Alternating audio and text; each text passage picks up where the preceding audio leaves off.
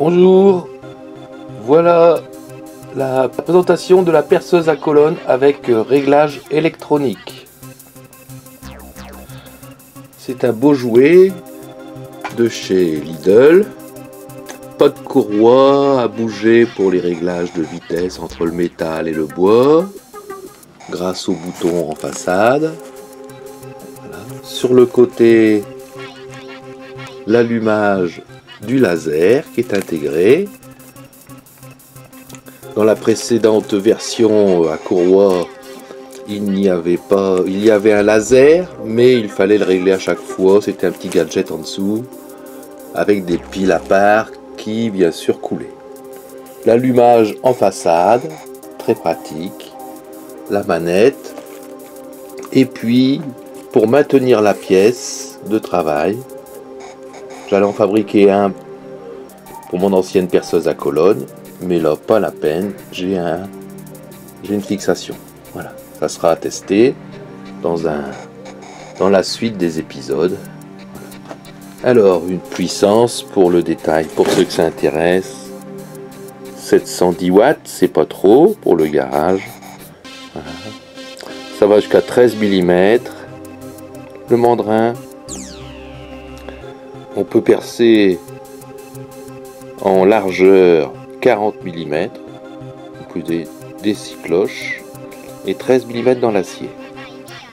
Il y a une clé 6 pans, c'est un peu le reproche, c'est que le mandrin est à serrage manuel. Voilà. Donc là vous voyez, c'est tout neuf, on n'a pas encore déballé. Mais ça devrait être pas mal.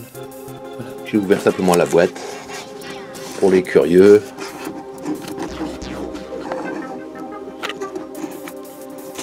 Vous voyez, c'est bien emballé. Le pied en fonte sur la photo ne paraît pas exceptionnel. Ici, c'est vrai qu'il a l'air très léger. Il est léger, effectivement.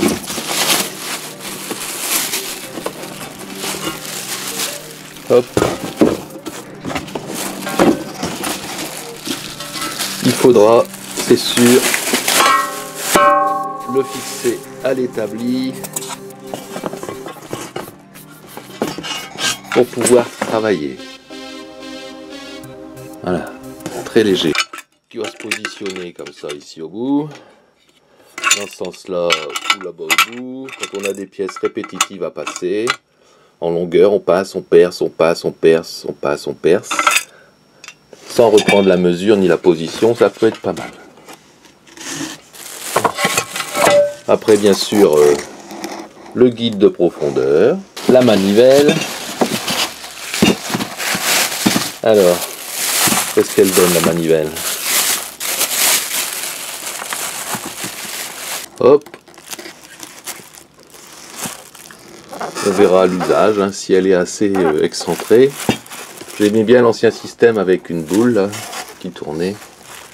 Bon, on verra. Donc là en dessous, c'est les jabettes. Elle. Alors la perceuse à colonne.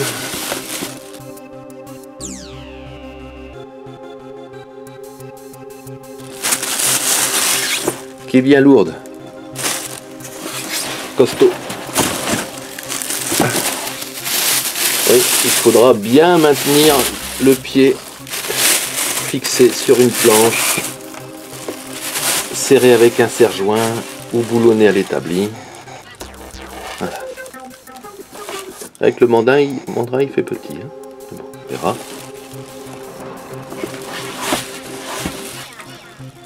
Et puis qu'est-ce qu'on a d'autre? On a le fameux outil de maintien. Voilà. Et puis une vis de serrage et différents boulons. Voilà, le tout est complet. Une documentation en français. Et le tour est joué.